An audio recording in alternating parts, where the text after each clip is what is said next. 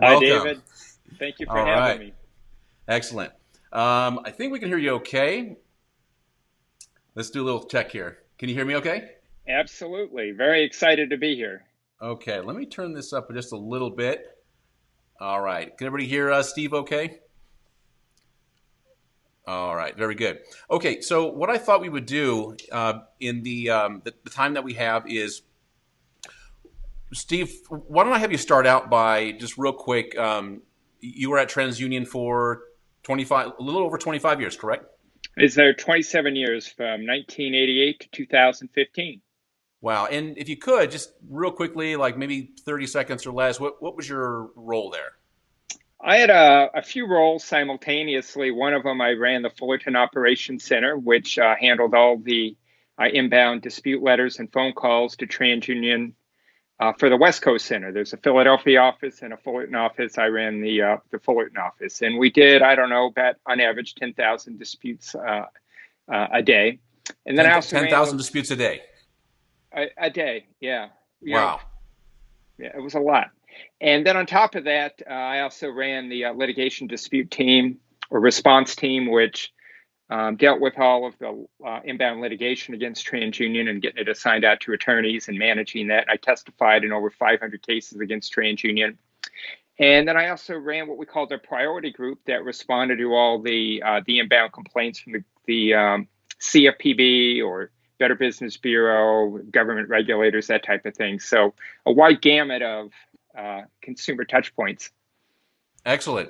Well, we got some familiar faces. We got Matt Listro in here. Oh boy. We all like Matt. Matt is the guy that holds the huge Credit Con seminars every year that we like to go to. Welcome, Matt. It's good to see you. Maria's here as well. Okay, so what I want to do is I'd like to ask just some like common questions. One of the things that we started out the video with was we want to dispel a lot of myth that exists in the credit repair space, in the dispute space, and that's why you're here today. We do have a couple of questions that I picked out from the group a little bit earlier, and then I want to open it up for everybody who's watching that has some questions, and hopefully you can field those as we go along. Sound good? Absolutely. Okay, so the first thing is at TransUnion. Would you say that more or less disputes are handled at Experian and Equifax about the same as TransUnion? Yeah, yeah, definitely. We found that the way that we handled a dispute at TransUnion was very similar to Experian and Equifax. There might be some nuances and stuff, but the underlying policies and procedures that they had aligned with what TransUnion had because we were both compelled to the same Fair Credit Reporting Act standards. Gotcha. Okay. The reason why I asked is I don't want anybody to think like that. Well, Steve's explaining how things work at TransUnion, but it's totally different at Equifax and Experian, and that's really not the case as you were explaining. Okay. Well, and I'll also add that in testifying in all of these trials, probably 70% of the time the other credit bureaus were involved, and Yeah. so we would see firsthand what they were doing dispute wise and compare what we did, and so you could see that it aligned up very closely. Right. Right. Okay. Well, real good. Let's talk about just real briefly, maybe 30 seconds or so. There's a lot of mysteries that surrounds what happens when that letter leaves our hand, goes into the mailbox, and goes somewhere. We all know it's some PO box somewhere. So when that letter comes in, what happens? Could you just walk us through? Yeah, so at TransUnion, somebody's going to open that mail. Generally, they had a machine that would open and extract the letter out of the envelope, and then it would be imaged. And then that image would be uploaded, stored in a system, and then it would be queued up through a distribution system, and then it would go out to somebody who would retrieve the electronic image of the document, set that side by side with the credit report and TransUnion's customer relations system, and then initiate what sort of disputes or changes need to be made, or letters or whatever, and then hit a submit button, and boom, it went Uh, out to the Oscar. and that's the ACDD process. That's automatic credit dispute verification, correct? Yeah, that's correct, right? I Not, mean, we not, not that spent we a want to lot go of into it. time on Uh, all of the various details. Yeah, yeah. No, I won't. We won't get too technical here. But do people read these letters by and large, or are they scanned and then just given a code and then sent off to the whoever the creditor is? Well, it's a combination of both. The letters are read, right? I wrote a lot of the training policies for TransUnion, and it specifically states that you must read the entire letter. If it's 50 pages, you've got to read through all 50 pages, and you have to, be able to ascertain what the consumer is saying, in relation to the dispute. But at the end of the day, then it is condensed down into a few standardized dispute codes, maybe with some free-form text added to that. Mhm. And then it's sent out through the eOscar system in the form of an ACDV, or in some cases a paper Oh, got CDV. okay, excellent. Hi, Rika. Rika's here with us right now. Okay, so let's go through a couple of things real quick. What are some good practices when creating a dispute letter? ID, proof of address, and also like how much detail would you say is sufficient to create a good dispute letter? Well, there's a couple of things that I always recommend people do when they submit a dispute letter. One is always attach a copy of a legible, valid identification card, a driver's license, passport, something like that.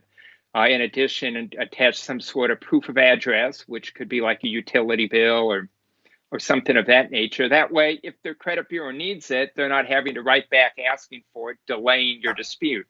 The Right. second thing is, be detailed, but not overly detailed in your dispute, right? Don't leave out things that might be important and might be relevant, but don't, create a dissertation or something so lengthy that your dispute gets lost, in the shuffle of Did reading you through all say of one that. time that Rika read what was it, like 100-page dispute letter or something like that? I She don't know if that tells was a us. rumor or you told me that. I can't remember. No, I mean, I think she said that, but no, it's true.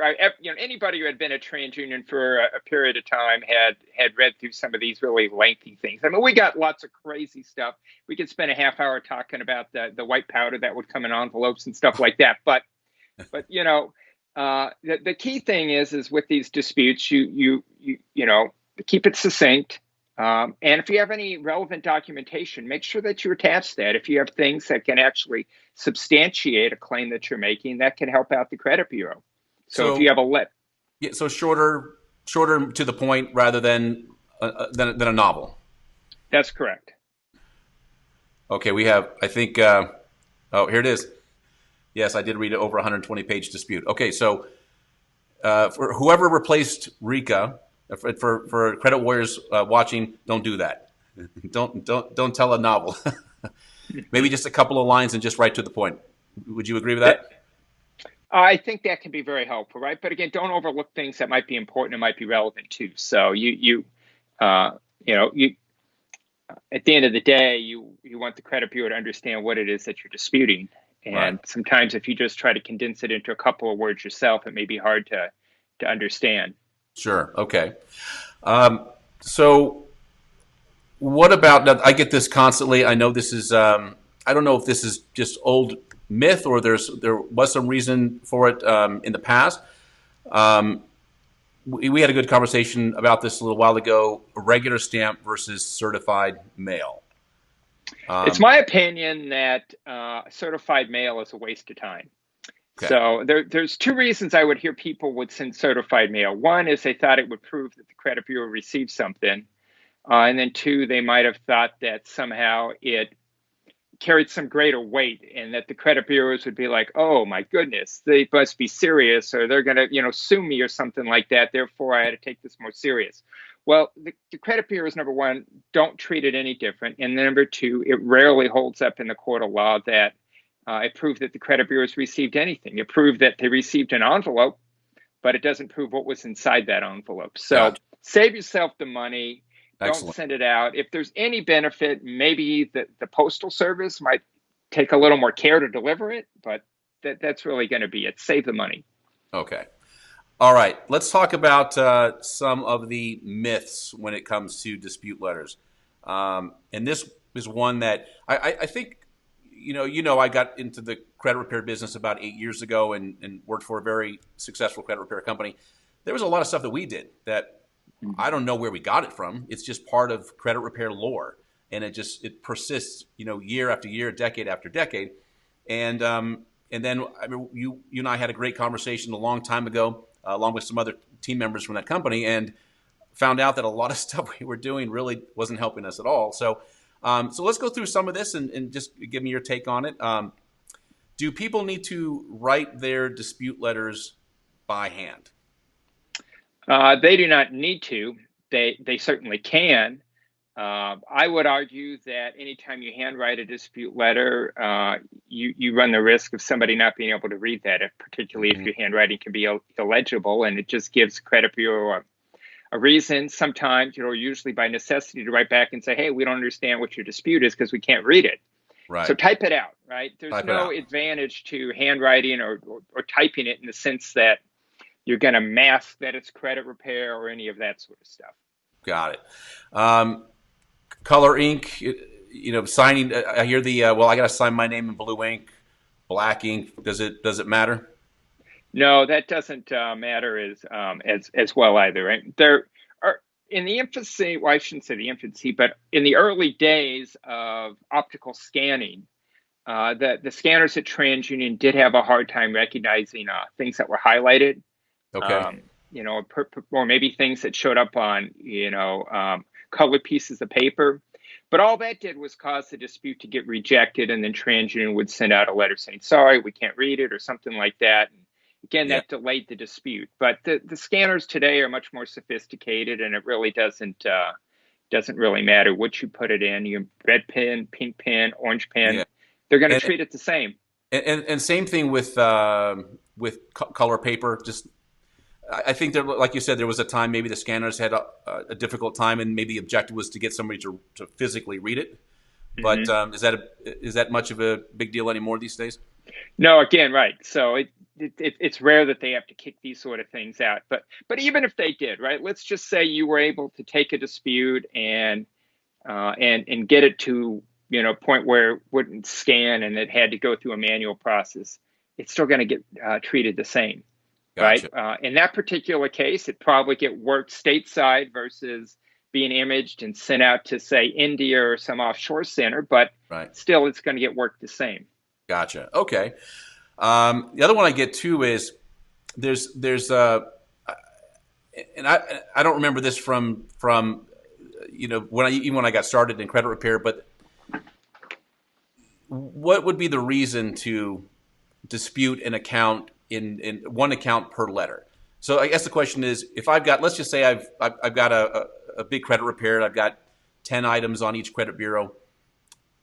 Do I want to do 10 separate letters for each account, or do I want to put all 10 disputes in one letter and send it off to the credit bureaus? Well, my opinion would be that you stick it all in one dispute.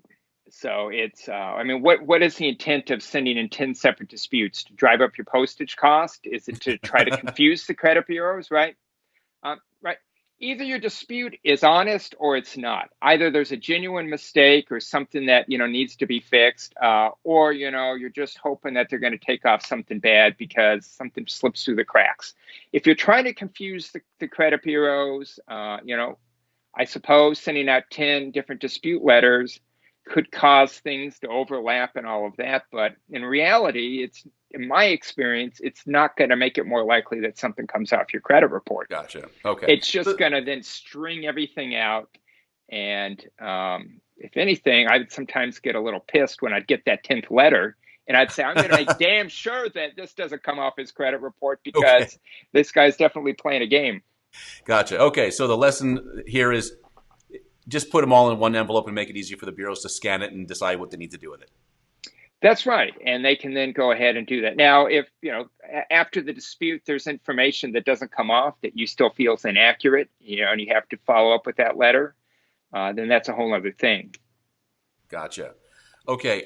Let's take let me add one thing to that. Sure. Right. So a lot of times when people are disputing information, they're thinking, okay, this could end up in a lawsuit. Right. It's like something's been screwed up, and if it doesn't get properly taken care of, I'm going to go to court. Okay. You have to then ultimately sit in front of a judge and or a jury, and you put out all of that dispute history in front of them. And it's going to sure look awfully funny to a jury and or a judge when you're sending in 10 different dispute letters.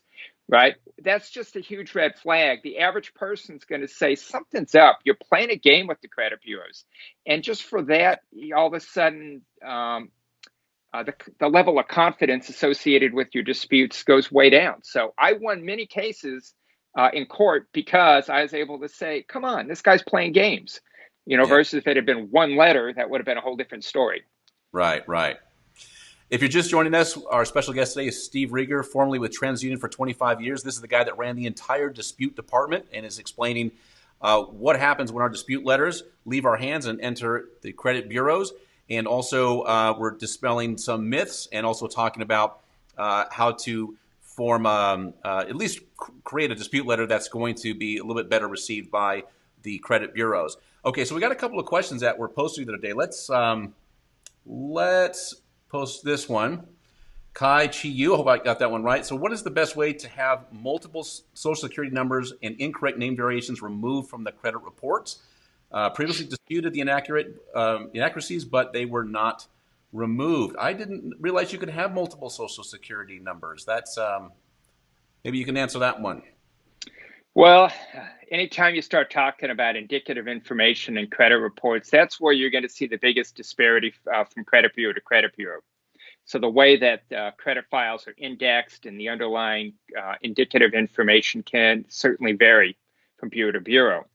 That said, when a trade line or a bit of information is reported to the credit bureaus, not only do you get the trade line data, such as the account name, number, balance, date open, that sort of stuff, but there's the indicative information associated with that. And for people that might have very common names, or people that have changed names through marriages or divorce, or they have hyphenated names, they can all create havoc with the credit bureau systems. And likewise, if you've moved around a lot in the military, go from one address to another, you live in a certain area, like if you're in Puerto Rico, that has really strange address naming conventions. Yeah. Again, that can throw the credit bureaus for a loop. And then on top of that, you have social security numbers. And, any of that indicative information is only as accurate as the person who typed it in.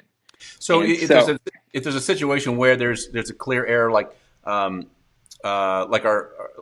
post, the person that posted that said, what's the best, fastest, easiest way to get all the personal information corrected on a credit bureau? So the first thing you want to do is request your disclosure from the credit bureaus, right? You want to go directly to the credit bureau and ask for a disclosure.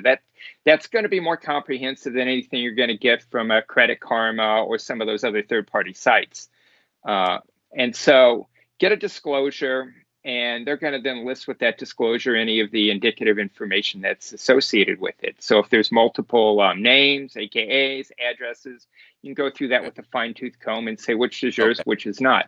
If it's a social security number, provide a copy of your social security card, a legible copy of it. And if it's wrong, they'll certainly change it. But you also have to remember, and this is the key thing, is you want to find out who's reporting that wrong social security number and get it fixed with them too, so they don't continue to report that back to the credit bureaus. Got it. The good news is that the credit bureaus have become much better at blocking, or at TransUnion we called it cloaking, indicative information. It used to be you could block accounts or from re-reporting, but you could not block indicative information from re-reporting. But they can do that now. Can you define indicative information? That would be your personally identifiable information: name, address, social security number, birth date. So if there's any of these variations of inaccuracy, TransUnion can go in and actually block that. I see. So even if it continues to get re-reported by one of the underlying creditors, it doesn't repost to the credit report. Gotcha. Okay. So the strategy here is request a disclosure from the credit bureaus, then go through with a fine-tooth comb, and then send a letter back saying that this is the information that's not correct. And I would imagine you would supply them with a proper ID as well, just so they have something. That's right. Make sure you provide them with proof. Send them a few things. Send them a copy of your social security card. Again, a legible copy of that. Maybe if you have, a pay stub or something that shows your social security number as well, include that. Okay, excellent. Next one. Glenda, are there any legal keywords or phrases to get immediate attention action from credit bureaus when writing dispute letters? No. So the old threatening to sue, citing the law, all that stuff? Well, the first thing you have to remember is if I'm the person doing this dispute, the fact that you're going to sue TransUnion or Experian or Equifax for millions of dollars, I could care less. It's not my money, right? Right. I just I want to do what's right. And, there are policies and procedures for me to follow as a dispute investigator. And, frankly, in my case, I had a great concern to make sure that all credit information was accurate. And so, but the fact that you were threatening to sue, if anything, that just would frustrate me because what did I do to hurt you? What did I, Yeah. that sort of thing. So there's no word threatening or not threatening any citation from the Fair Credit Reporting Act that is going to change the credit bureaus and the way that they handle things. They're Okay. not going to look and say, "Oh my God, I did not realize that law existed." Right? Right. It's all been anticipated, all been accounted for. It's all in policies and procedures, and that's what they follow. Gotcha. Okay, next question. What? Oh, I love this one. What happens if the credit bureau's response to your 609 letter is dated past 30 days from the time they signed for the 609? I'm assuming that's a certified letter he sent.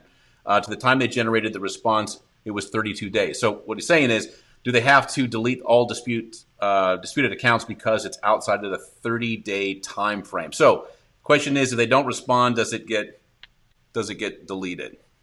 Well, the Fair Credit Reporting Act states that you have 30 days upon receipt of the reinvestigation request to conduct that reinvestigation or change or delete the information. And you also have to initiate that reinvestigation within 5 business days of receipt of the dispute. So those are kind of the two ticking clocks, right? That if you don't start in 5 business days, you got to delete disputed information. And if you don't complete it in 30 days, you have to delete. But realize that this letter that they're sending out to you isn't necessarily when the reinvestigation ended. So it may have ended a few days earlier, but then it took a few days for their system to process it all out and then mail you out the letter.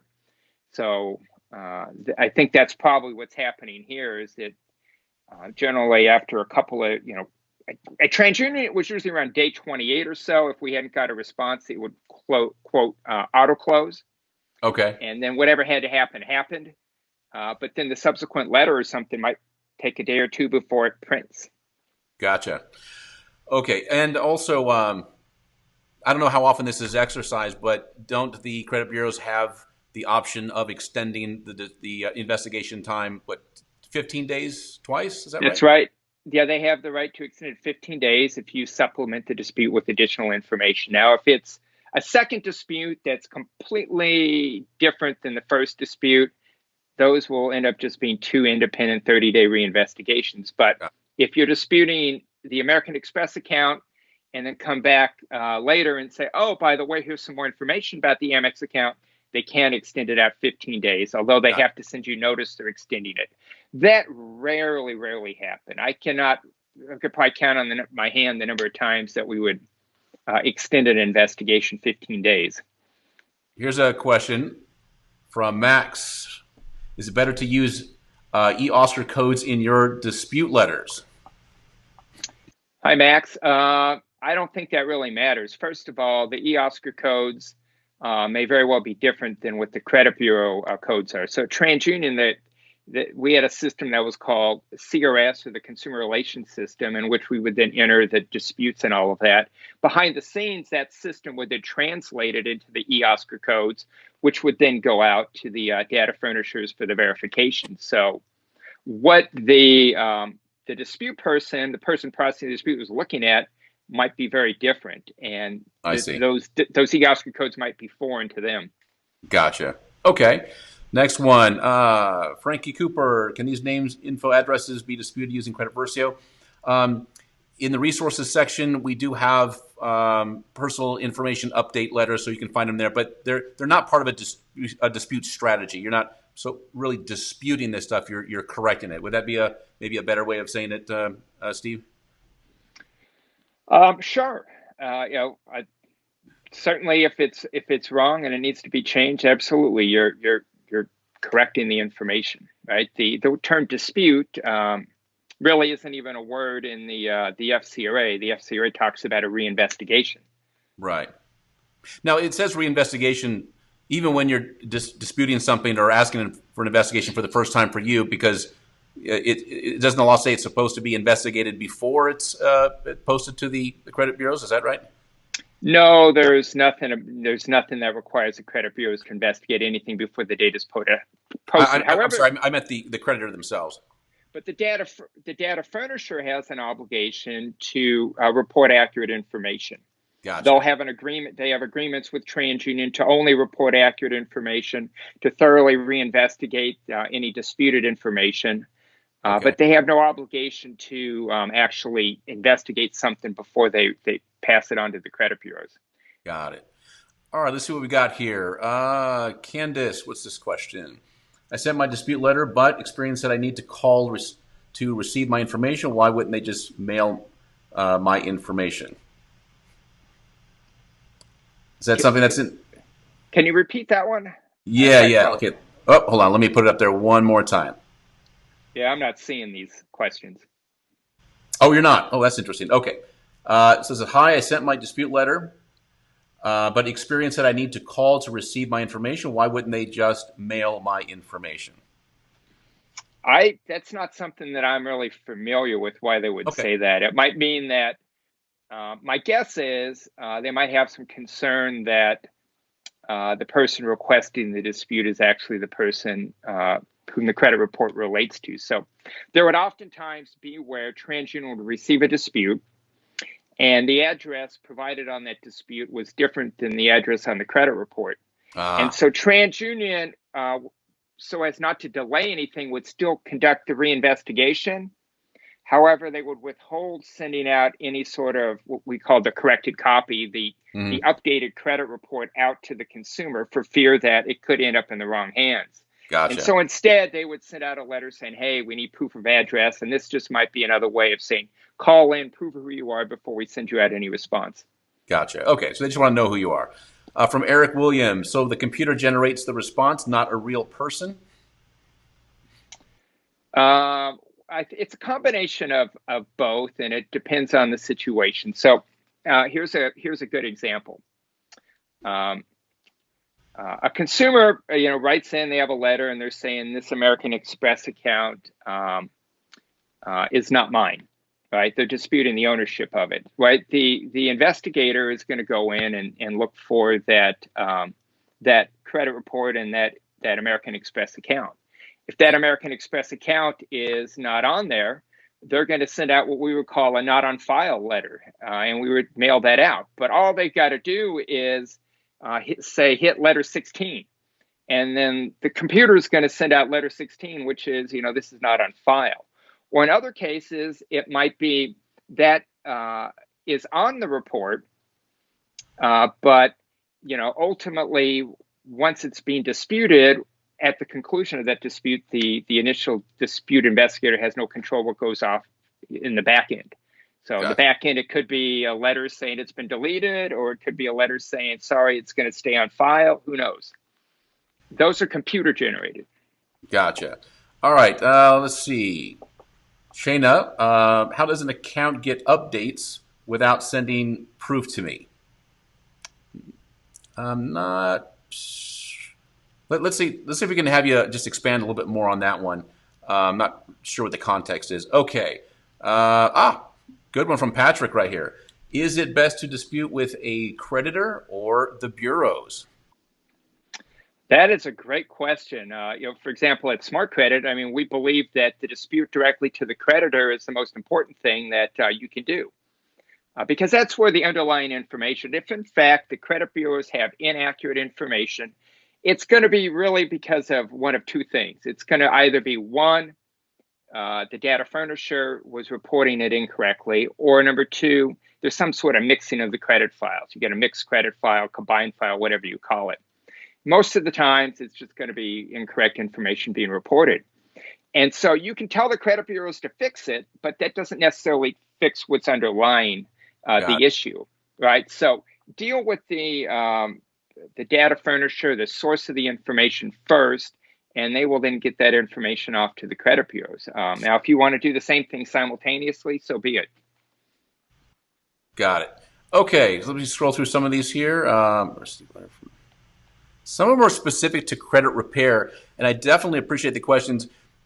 Just keep in mind that Steve is an expert when it comes to what happens when dispute letters reach the credit bureaus and how that's processed, but maybe not necessarily how to get something deleted. I don't think, Steve, that would be you would say that would be your area of expertise. Yeah, I mean, I'm not a credit repair person. I do believe that there's a lot of honest, legitimate credit repair out there, people with real disputes that need help, and whether they use a service like Credit Versio to help them do that, they do it completely on their own, or they hire a third party. The underlying information's inaccurate, and they need help getting it corrected. Uh, Excellent. Got a great question from Danito. Why is it best to send a letter to dispute versus disputing online with the credit bureaus? Love this one. I think that's a really good question, right? When you dispute online, you are limited to the few generic dispute reasons that they have. So, if there are any sort of unique circumstances, or you want to provide any sort of underlying documentation, it might be more difficult rather than upload it and attach it, and who knows what happens, right? I think write it down, mail it in. That's always going to be your best bet, because you can then say whatever it is you want to say, and you're not constrained. Well, plus you could say you have a paper trail as well, and there are some complications. For example, disputing through, say, Credit Karma or through some monitoring services anyway. They might not let you do another dispute until that dispute has been concluded, and you don't have quite the freedom that you do That's with. exactly right too. You try to supplement your dispute, or you try to do a separate one, right? They may not let you do that online. So I never found really any value to doing it online. I mean, what do you save? You save a couple of days of mail time, but Right. that's it. Gotcha. Okay. Let's see. Credit bureaus are going to hate I say that, though. They love it. they Well, love it's probably a lot easier for eliminating them too. costs. Yeah, and I've always said that just from the reading that I've done is that online disputes are really more for the credit bureaus and the data furnisher than the individual. If we're looking at what we're trying to accomplish. Well, Okay, I'll let me. give you a quick tidbit, right, of inside information that Yeah, I love it. the average dispute at TransUnion, if it was on paper, would cost somewhere like around, when I left there, maybe a little bit different now, about $3.73. That's how much it costs to do a dispute. Uh, if you submitted it online, that dispute went down to something like 52 cents. So, Okay, if they can get a million disputes to go online, they're saving, do the math, $3.2 million. right. Yeah. I can see where the motivation is. Okay. Process dispute department. Okay, let's try this one again from Shayna. How does the Bureau verify that it's my account? During the process in the dispute department, do y'all call, email to verify and update my account? So, so this is just, I guess she's asking, how do you verify information belongs to the individual when you receive a dispute? Well, the what the credit bureau is going to do is they're going to look at the context of the dispute, any information that's been attached, and in some cases they can apply a change to the credit report immediately.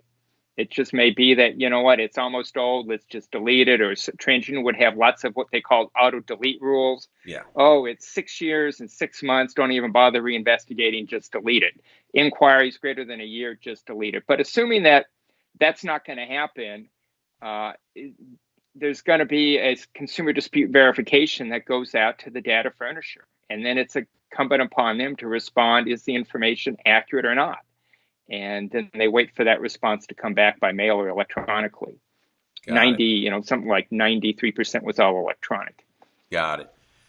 From Candace, what should a consumer expect back in response to a request for the Bureau's method of verification?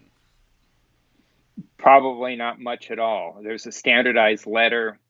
I think at TransUnion would state that we would go back to the source of the information, confirm if it's accurate or not, and then that was it. So you can demand that sort of proof, but you're going to get maybe a paragraph in a letter, and That's it. Gotcha. A question for you. When you send a dispute with the credit bureaus, Mm-hmm. let's say that the data furnisher is slow or they don't respond. Um, wouldn't it be would it be incumbent upon the bureau to delete the information if it doesn't satisfy the rules and regulations as far as reporting accurate information? Well, if they don't get a response within the 30 days, they are going to delete the information. So Oh, there's no question that's going to come off. gotcha. Uh, Okay, you know, but they're not going to preemptively take it off if, just because the creditor's taken, 28 days gotcha. versus, what maybe is usually 2 or 3. Okay, let's see. I got something. Here's an interesting one that you might want to talk about. The difference between a reappearance and a reinsertion. There we I go. would get this a lot, right? That people would say, "Oh, you reinserted that item onto my credit report." So the credit bureaus, when they delete an item, they must take reasonable steps to prevent the reappearance of that information on the credit report. So it's been deleted, reasonable steps to prevent it from reappearing on the credit report. Now, sometimes the credit bureaus would later on verify that the information is accurate. If there's a preponderance of evidence that the information is accurate, they can reinsert it. When you reinsert, it requires a notice to the consumer within, I don't know, 5 business days or Yeah. something that the item has been reinserted. Hey, we put this back on, and then there were some underlying good reasons. But oftentimes I would hear from people go, wow, this item just showed back up on my credit report. They Mhm. never told me. They never gave me notice of reinsertion. Well, Right. most likely those are what you would call a reappearance. And so the Okay. credit bureaus have to take these reasonable steps. And if something gets sold off to a debt collector, or the underlying creditor changes account numbers and a few other things, and they re-report it a little differently, those are not reinsertions. There was no act on the part of the credit bureau to put it back on. It's actually a reinsertion and a reappearance. And all we would have to do when we would get sued over something like that is say, hey, we took reasonable steps to prevent that, and that was it. So Gotcha. there's a big difference between a reinsertion and a reappearance. All right. Let's see what we got here, and we're going about 40 minutes, so we'll wrap up here in a second. For everybody who's asking a question specific to credit repair, as I mentioned a second ago, that's going to be a little outside of Steve's expertise.